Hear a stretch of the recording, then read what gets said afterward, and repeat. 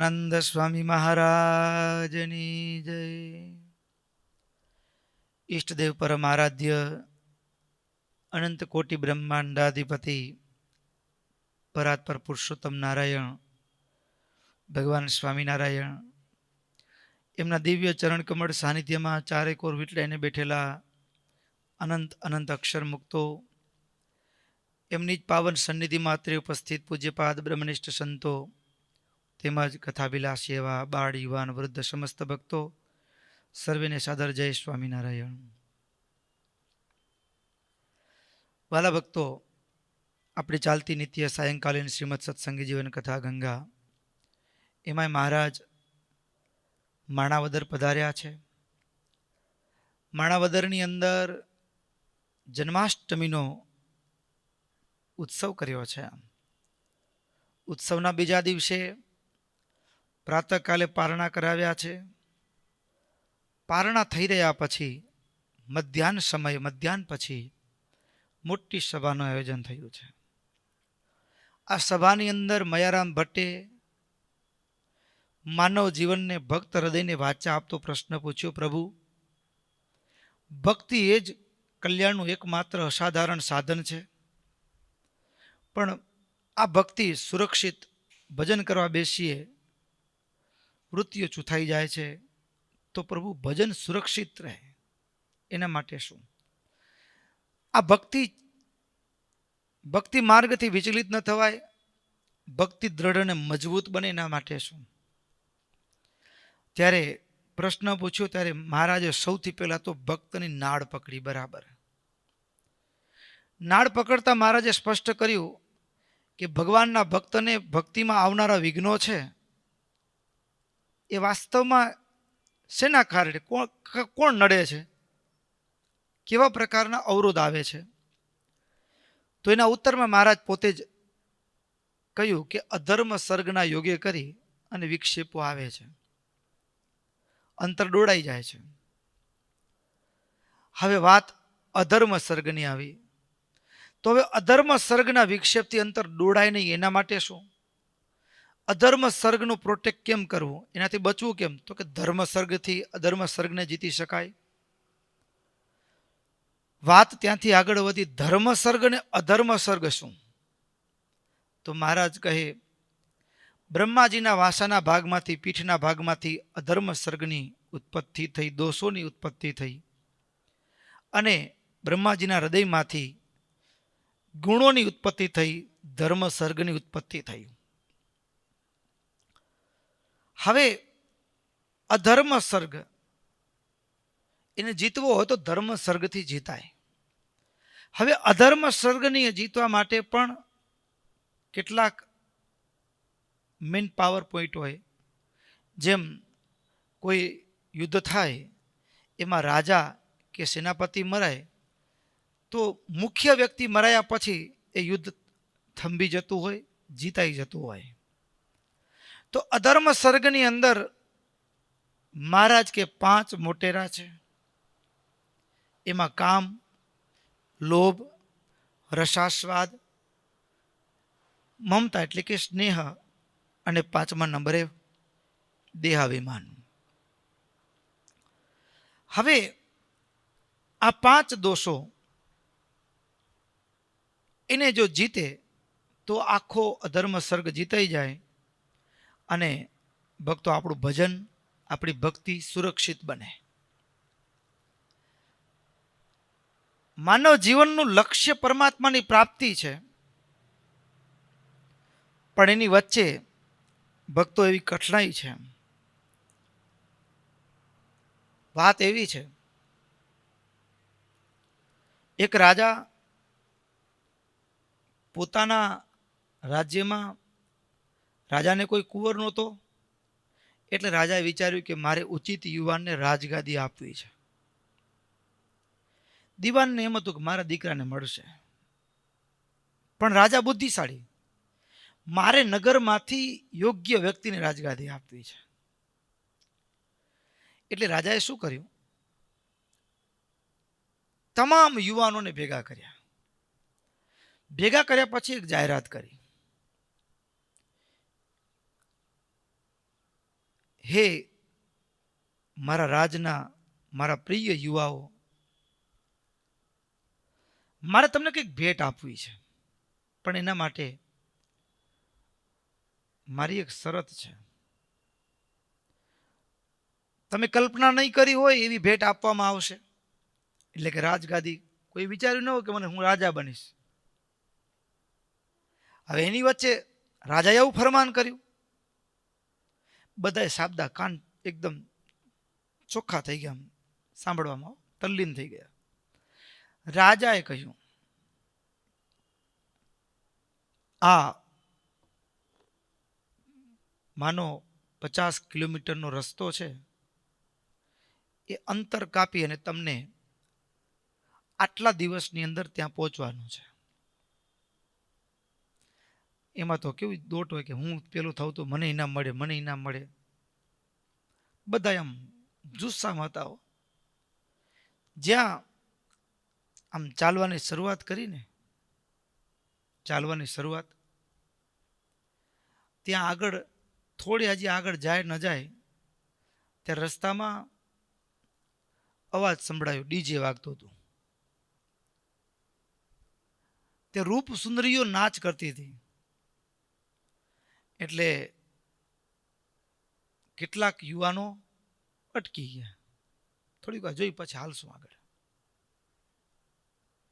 યુવાન જોવામાં આમ થંભી ગયા ને અટકી ગયા ને. હવે કેટલાક આગળ ચાલ્યા, થોડા આગળ ચાલ્યા ને તે જે રસ્તામાં જોયું તો બાજુમાં સ્કીમ ચાલતી હતી. હા, બારે નગરમાં સોનાના ભાવ હતા ને, હા એ અત્યારે લાખ સવા લાખ પહોંચી ગયો ને, તો ત્યાં 25,000માં 50 ગ્રામ સોનું. જોરદાર ઓફર,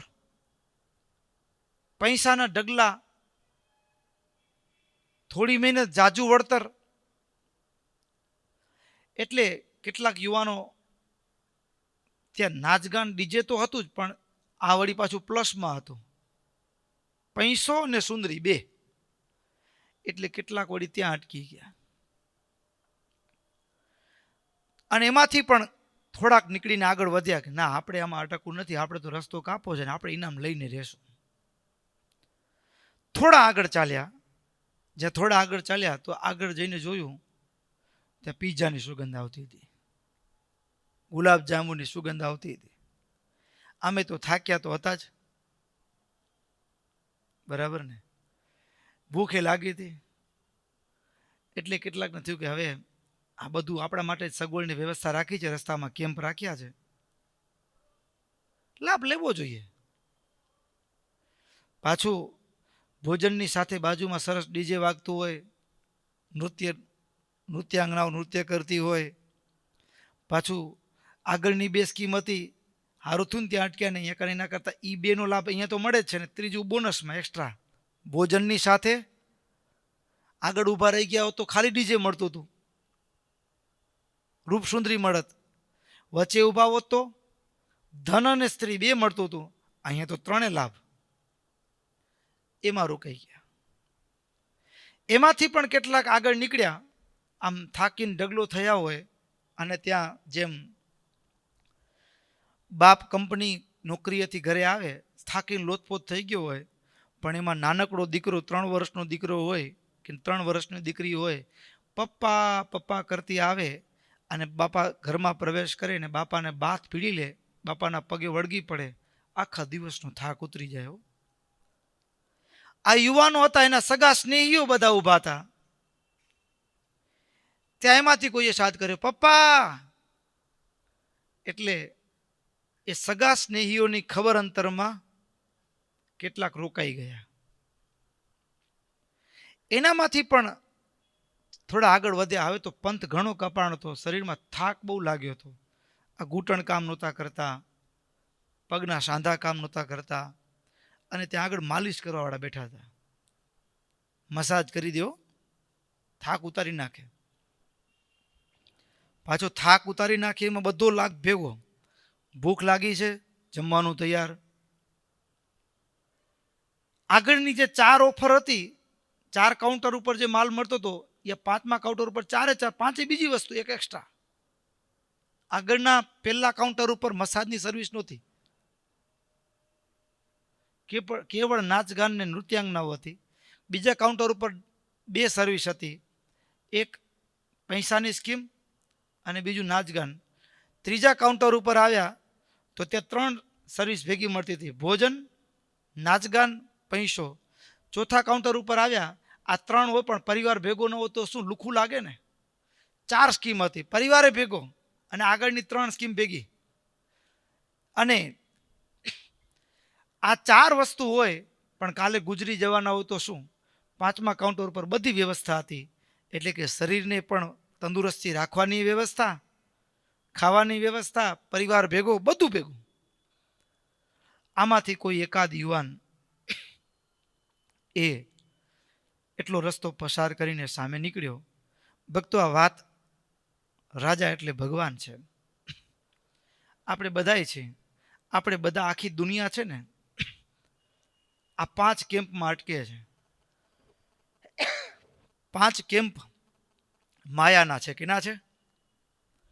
માયાના 5 કેમ્પ. અને પેલા કેમ્પમાં મંદિરો ખાલી છે અને થિયેટર ઉભરાય છે કે નહીં? પેલો કેમ્પ જમાવટ છે ને, ભરચક છે ને. અત્યારે મંદિરમાં ભક્તિ સંધ્યાનો કાર્યક્રમ રાખશો કે કીર્તન ધૂનનો કાર્યક્રમ રાખશો તો કેટલા ભક્તો? અને એ જ જગ્યાએ અહીંયા દરિયા કિનારે બીચ ઉપર કોઈ ફિલ્મી સિંગરને લઈ આવો તો આખું માંડવી ભેગું થશે, 40-50 હજાર માણસ ભેગું થશે. માયાનો પેલો કેમ્પ કામ. માયાનો બીજો કેમ્પ ડબલ સર્વિસ.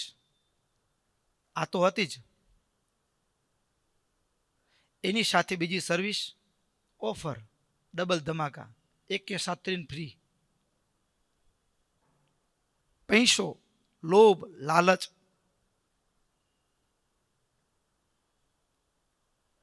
દુકાનમાં જોજો, સ્કીમ વાળી દુકાનમાં માણસો ઉભરાતા હશે, બરાબર ને?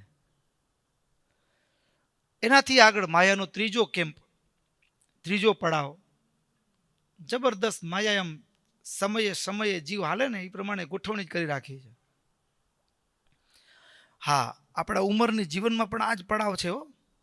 પેલો કેમ્પ સ્ત્રીનો આવે એટલે બાળક પણ પૂરું થાય ને ત્યાં હવે યુવાનીમાં પ્રવેશ કરીને પેલું મન ક્યાં જાય?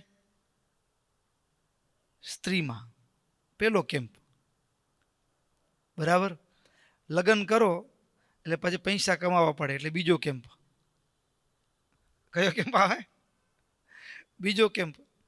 બીજો કેમ્પમાં ફસાણા પછી ત્રીજો કેમ્પ આવે, એને જમવા લઈ જવું પડે, હોટલમાં ફરવા લઈ જવું પડે. પછી ત્રીજો કેમ્પ પૂરો કરો ત્યાં છોકરાને બબલો ને બબલી રમતા હોય ઘરે. ચોથા કેમ્પમાં અટવાણા. એનાથી આગળ વધો, 5મો કેમ્પ ગેડા થાય બાપાને, અહીંયા ગુડા દુખે છે, અહીંયા દુખે છે, હોસ્પિટલના આટા મારતા હોય, આ દવા ખાવાની, આ દવા ખાવાની. 5મા કેમ્પમાં ભાઈ હલવાણા. અને 6ઠા કેમ્પમાં શમશાનના લાકડે યમરાજાના દરવાજે ભાઈ ઊભા હોય. આ માણસના જીવનની યાત્રા છે ને મજાની વાત. શું મયારામ ભટ્ટે પ્રશ્ન પૂછ્યા છે, ગજબ છે. માયા 5 જગ્યાએથી આ જીવ ઉપર હુમલો કરે છે, રોકી રાખે ભવસાગરમાં. એટલે હવે આનામાંથી બચવા માટે મહારાજ કે ધર્મ સર્ગ વડે અધર્મ સર્ગ જીતાય. હવે આ 5 જગ્યાએ આ 5 કેમ્પ આવે છે ને એમાં સાવધાન રહેવાનું. ઝપટમાં આવી ન જતા, આમ સમજ્યા ને, સાવધાની જાગતા રાખે, જાગતે રહો એમ સાવધાન. એના માટે મહારાજ કે 5 દોષની કથા. એમાં પણ સૌથી પહેલા ભક્તો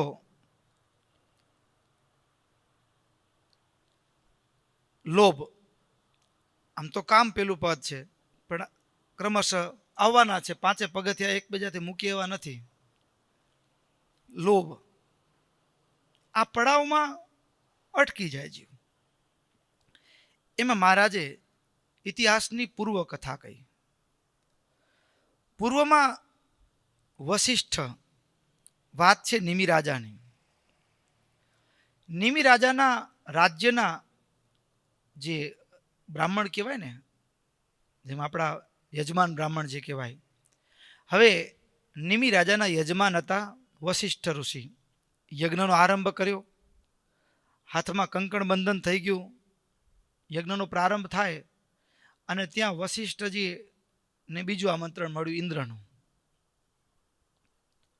એટલે વશિષ્ઠજી વિચાર કર્યું કે નિમિ છે એ તો કેટલા આ પૃથ્વીમાં થોડું ઘણું ખોબા જેટલું રાજ છે, અને ઇન્દ્ર લોકીનો રાજા કહેવાય, અને એ પણ યજ્ઞ માટે બોલાવે છે, તો નિમિ દક્ષિણા આપશે તો કેટલી આપશે?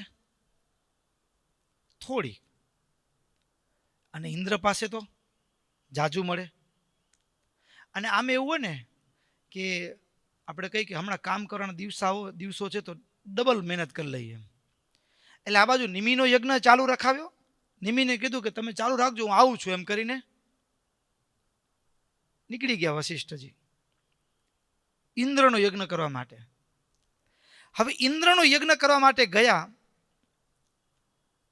આ બાજુ નિમિને એમ થયું કે મુહૂર્ત તો જાય છે, યજ્ઞનું મુહૂર્ત જાય છે, અને આ તો અધવચ્ચે એ તો જતા રહે, હજુ આવ્યા જ નહીં. એટલે નિમિ રાજાએ મુહૂર્ત જાય છે એ ભય સાથે એને ગૌતમ ઋષિને આમંત્રણ આપી અને એની પાસે યજ્ઞ પૂરો કરાવ્યો. સ્વર્ગમાંથી ઇન્દ્ર પાસે દક્ષિણા તો મળી ગઈ, મોં માગી. એમ થયું કે હવે હાલો બીજો યજ્ઞ ને બીજી દક્ષિણા, ડબલ પગાર. ઘણા લે ડબલ પગાર. લોભ. આવ્યા જ્યાં પૃથ્વી પર આવે તો નિમિ રાજાનો યજ્ઞ પૂરો થઈ ગયો, સંપન્ન થઈ ગયો. હવે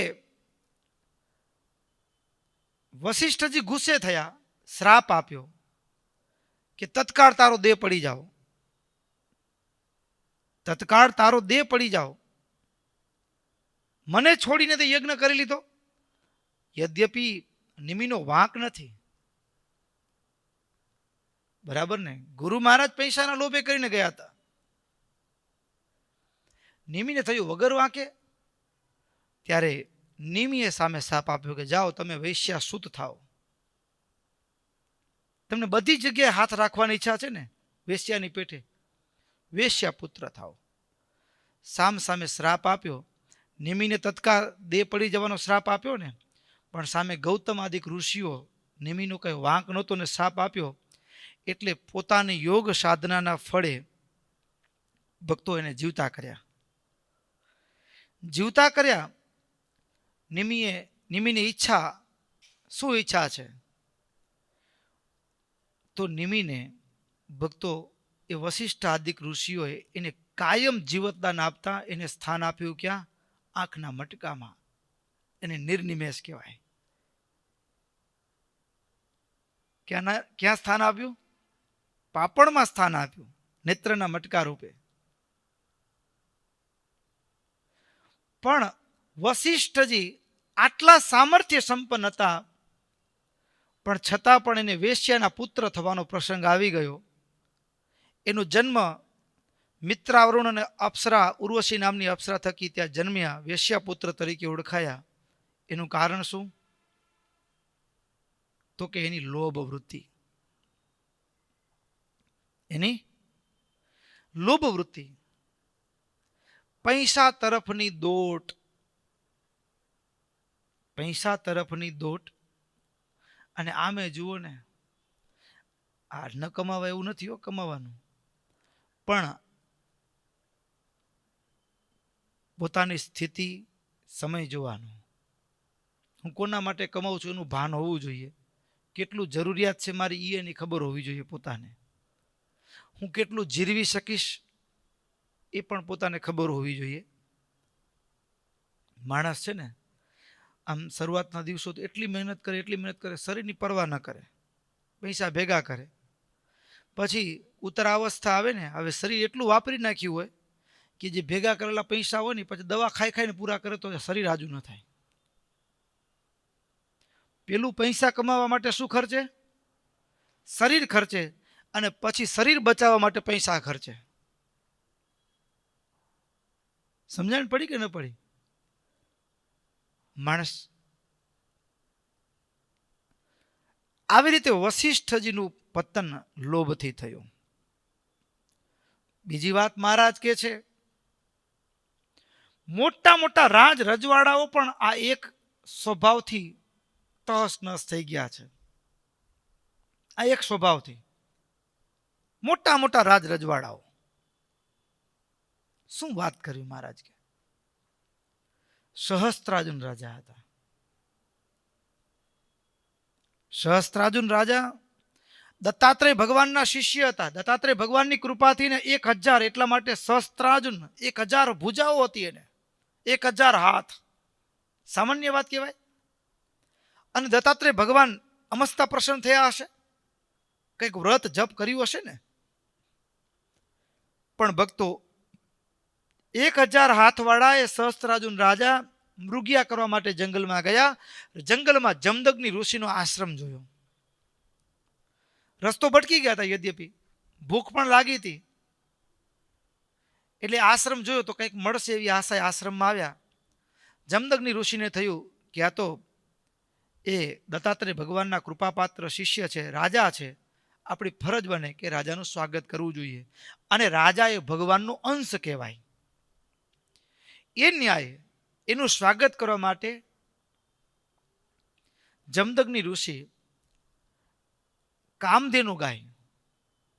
કામધેનુ ગાયમાં એવી વિશેષતા કે સંકલ્પ માત્રથી એ જે સંકલ્પ કરો એ હાજર થાય. આમ તો કામધેનુ ગાયનો જે પ્રાપ્ત થાય ને એ યજ્ઞ માટે જ એનો ઉપભોગ થાય. પણ જમદગ્નિ ઋષિનો ભાવ રાજા પ્રત્યે સદભાવ હતો કે રાજા એ ભગવાનનો અંશ છે, એટલા માટે મારે એનું પૂજન કરવું જોઈએ, યથોચિત સ્વાગત કરવું જોઈએ. આ ઈરાદા સાથે એને સંકલ્પ કર્યો. અને કામધેનુ ગાયના પ્રભાવથી સોનાની થાળી, રાજાને શોભે એવા સ્વાગતમાં હોય ને, સોનાની થાળી, સોનાના વાટકા, સોનાની ચમચીઓ, સોનાના પાટ બેસવા માટેના, બીજો પાટ ઉપર સોનાના પાટ ઉપર બધું પીરસાયેલું હોય, 56 ભોગ કામધેનુ ગાયના પ્રભાવથી. સહસ્ત્રાર્જુન તો વિચારતા થઈ ગયા હો કે મારું વાલું, હું તો સમજતો હતો કે જંગલમાં રહેનારા બાવલિયા ખાતા શું હશે, આ તો ધુબાકા છે. 56 ભોગ સોનાની થાળીમાં. મને રાજમાં નથી સોનાની થાળી, મને રાજમાં સોનાની થાળી નથી ને આ તો સોનાની થાળીમાં સોનાના પાટલા ઉપર બેસીને જુઓ તો ખરા, 56 ભોગ. સહસ્ત્રાર્જુન રાજાનું મન બદલાયું. તરત જ ઋષિને પૂછ્યું છે, ગુરુદેવ આ વનમાં આ બધું સુયોગ ક્યાંથી? તરત જ જમદગ્નિ ઋષિએ કામધેનુ ગાયની સામે હાથ જોડી અને કહ્યું, રાજન, આ તો કામધેનુ ગાયનો કૃપા પ્રસાદ છે. જે આટલું કીધું ને, આખું રાજ હતું એટલું પૂરું નહોતું થતું. અને સહસ્ત્રાર્જુન રાજાને વિચાર આવ્યો કે આ ગાય હું મારા રાજમાં લઈ ગયો તો. માંગણી કરી રાજાએ ગાયની. તરત જ જમદગ્નિ ઋષિએ સ્પષ્ટતા કરી, રાજન, તમારું જે કંઈ પણ પૂજન કરવામાં આવ્યું છે ને એનું કોઈ કારણ હોય તો એ રાજા ભગવાનનો અંશ છે એ ભાવના સાથે કરવામાં આવ્યું છે.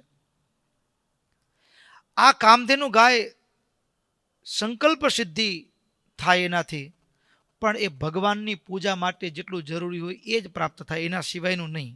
એટલે તમારા કામની નથી, રહેવા દો. પણ ના, જોઈએ, આવી ગાય તો અમને શોભે, તમને બાવલિયાને શું શોભે? રાજમાં શોભાવો સોનાના થાળા, સોનાના વાટકા, પાટ. જમદગ્નિ ઋષિ કરગરતા રહ્યા અને એ સહસ્ત્રાર્જુન રાજા બળજબરીથી એ ગાયને ખીલેથી છોડી લઈ ગયા રાજ તરફ.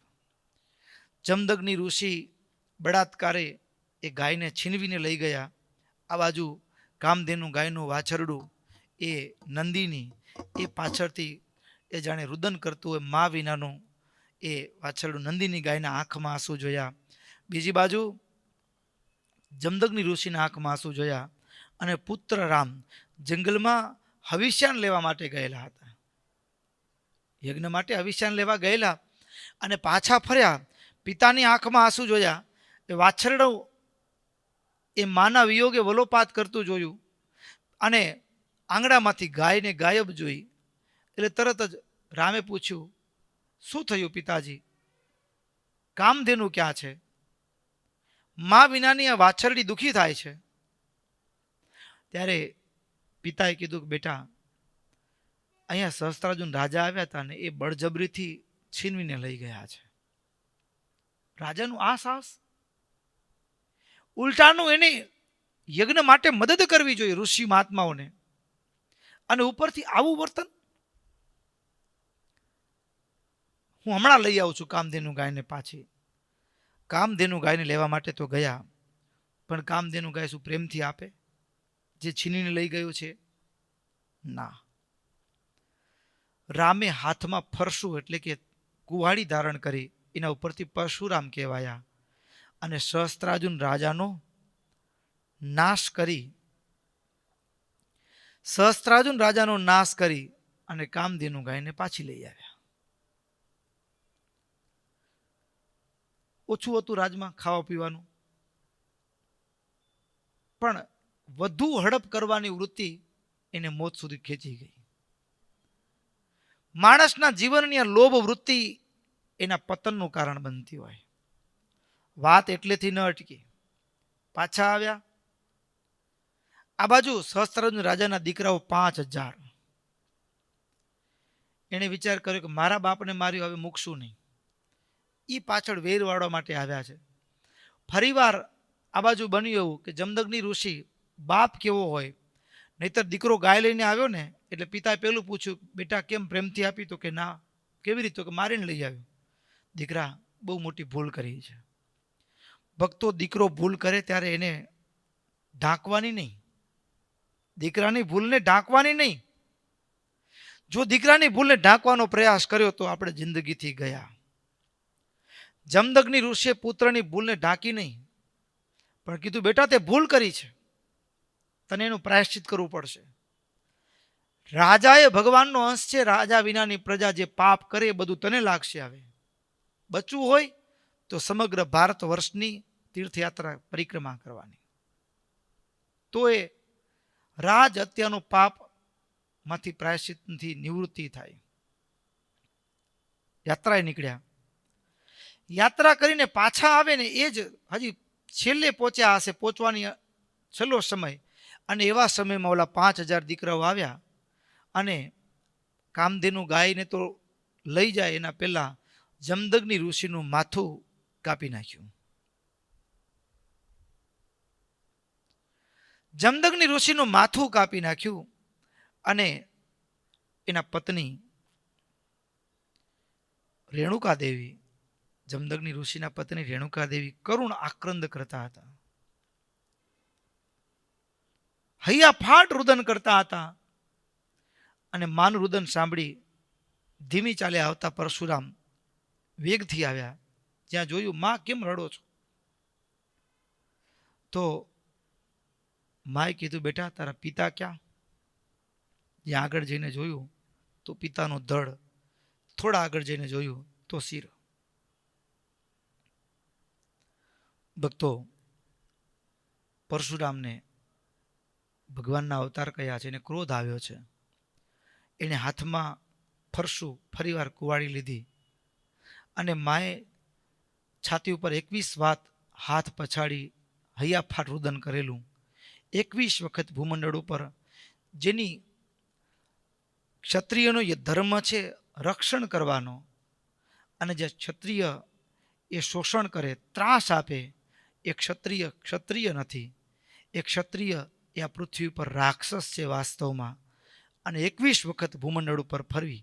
ભક્તો, પહેલા તો માહિષ્મતી નગરીમાં જઈ અને સહસ્ત્રાર્જુન રાજાના 5000 દીકરાઓને મારી નાખ્યા છે. પિતાનું માથું પાછું લઈ આવી અને ધડ સાથે જોડી પિતાને સજીવન કર્યા છે. પણ ભક્તો, એ પિતાને સજીવન કર્યા છે અને બીજું તો કે એ જે લોહીની નદી ચાલીને એ નદી એ શું તો કે એનો કુંડમાં, એ ખાબોચીમાં ભરાયું, એ કુરુક્ષેત્રમાં લોહીનો કુંડ છે. એ ભૂમિ. અને 21 વખત પૃથ્વી પર એ સહસ્ત્રાર્જુન રાજાના એક લોભના કારણે આખો વંશ ખતમ થઈ ગયો.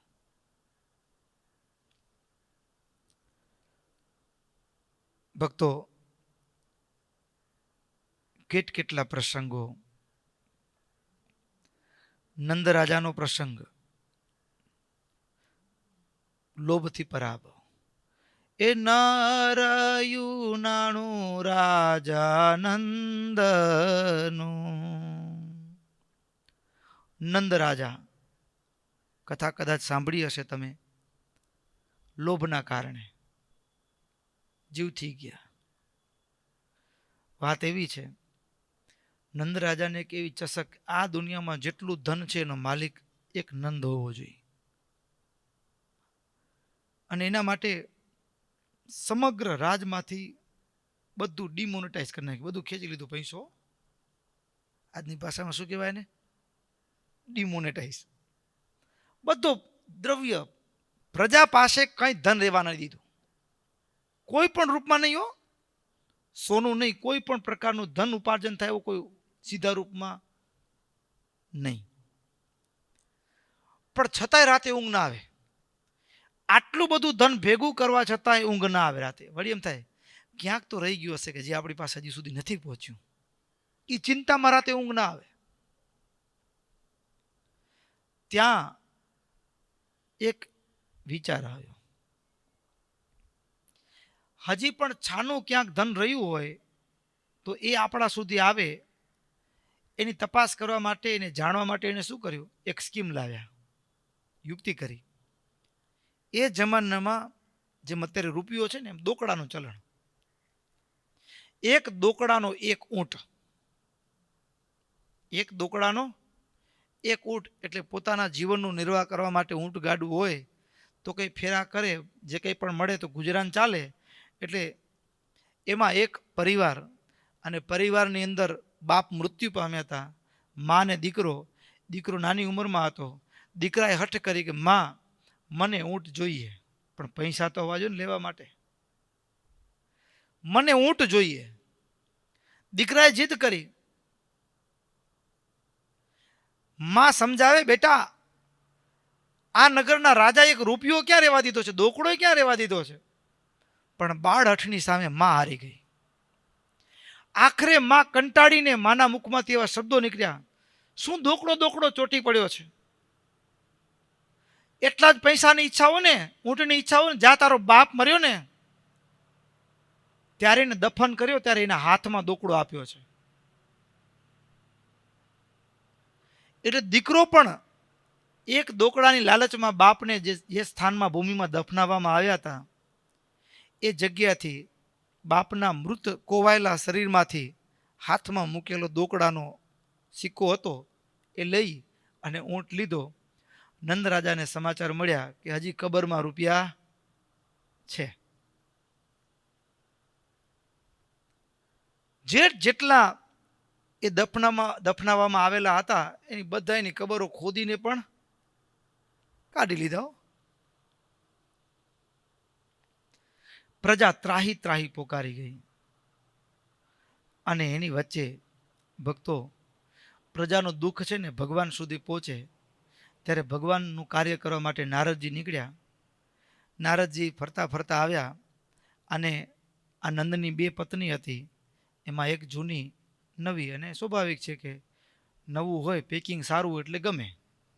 રૂપ હોય ને, જૂનું હોય તો પછી કેવું હોય, ચામડીમાં કરચલી પડવા માંડી ગયું હોય, પેકિંગ થોડુંક નબળું પડી ગયું હોય. એટલે નવી રાણીમાં સ્વાભાવિક હેત. અને એમાં નારદજી નવી રાણી પાસે પહોંચ્યા. કેમ ચાલે છે? નારદજી આવ્યા, રાણીએ પ્રણામ કર્યા. ભક્તો, પાછું નંદરાજાની તિજોરી કેટલી શેફ હતી ખબર છે? આ એવી તિજોરી આપણે કોઈ નથી બનાવતા. નંદરાજા પાસે એવું ચમત્કારી, એવું કહેવાય કે વરા ભગવાનની દાઢ, પણ ચમત્કારી કંઈક એવું હતું કે જેના કારણે સમુદ્રને આમ બતાવે ને એ નક્ષત્રના યોગમાં, એટલે સમુદ્રનું પાણી આગું ખસી જાય અને બધું દ્રવ્ય એ સમુદ્રના પેટાળમાં સાંચી આવે. તિજોરી કેટલી, કોઈ ચોરી ચોરી ન કરે લ્યો. સમુદ્રને પેટાળમાં સાચવી દે, અને એ જે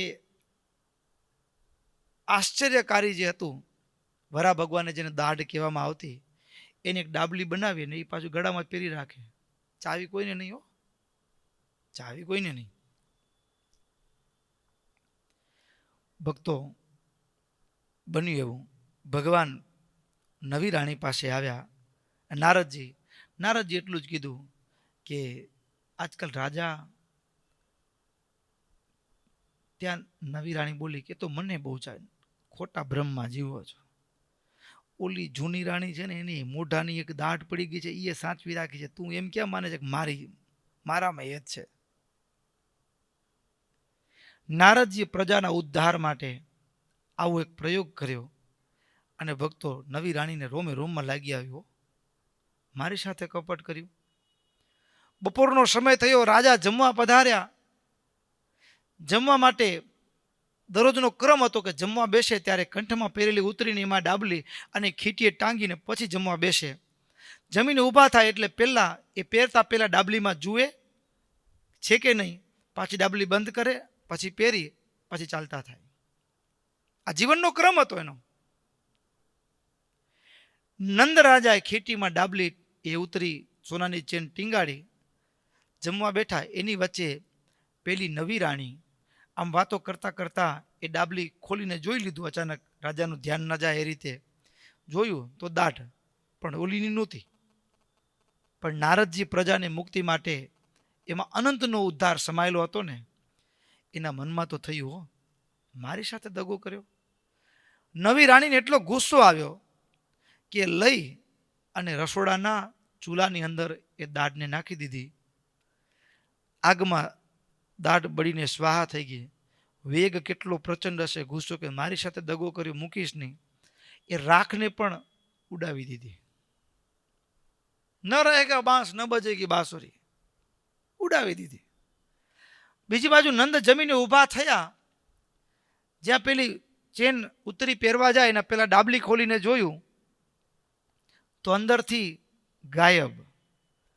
એટલે ઉતાવળા સ્વરે પૂછ્યું, છે આમાંથી કોણે લીધું, ક્યાં છે? તો કે ચૂલામાં જાઓ, ચૂલામાં.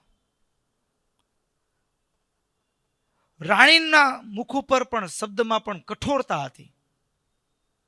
ચૂલા પાસે આવે ઉતાવળા, એ તો ગયું બધું. અને ભક્તો, એ ધનની ચિંતામાં નંદ રાજાને એટલો આઘાત લાગ્યો અને ત્યાંને ત્યાં મરણને શરણ થયા. પૈસો. ભક્તો, લોભ છે ને, લોભ એ માણસના દુઃખનું કારણ છે. પૈસા તરફની દોટ. કેટલું બધા પ્રસંગો છે કે આ લોભના કારણે આજ દિવસ સુધી, ભક્તો બીજા પ્રસંગો તો ક્યાં કહીએ, પણ આપણે નજીકમાં જ થોડા સમયમાં જોયા હોય. ઘણા બધા પરિવારો હોય, ઘણા બધા પરિવાર, અરે જુઓ ને, આ શેર બજારમાં માણસો આખી જિંદગી ધૂળધાણી થઈ જાય છે, પછી કરજ થઈ ગયું હોય, પૈસા દેવાની સ્થિતિ ન રહી હોય, પછી આત્મહત્યા કરે. એનું કારણ શું? લોભ. જલ્દી પૈસાદાર થવાની લોભ. માણસના મોતનું કારણ. ઘણા બધા વડીલો, ઘણા વર્ષો પહેલાની વાત, થોડા વર્ષો પહેલાની વાત છે, ઉછીના પૈસા લઈ અને અહીંયા 3 વર્ષે ડબલ થાય છે. પોતાની તો મરણ મૂડી સુદ્ધા બધું રોકી દીધેલું, અને પછી કંપની ઉઠી જાય. લોભ. દવા લેવાના પૈસા ન હોય. તો ભક્તો, માણસના દુઃખનું કારણ આજે દુનિયામાં કરજ વધી જવાથી આત્મહત્યા કરનારા છે. એ બધા કરજનું જો કોઈ કારણ હોય તો લોભ. માણસના દુઃખનું કારણ અહીં એટલા માટે કીધું, લોભ કરાવે ન કર્યા ન કામ, લોભ કરાવે જીવન હરામ, લોભ કરાવે પ્રાણ નિહાણ, તેને ઈચ્છે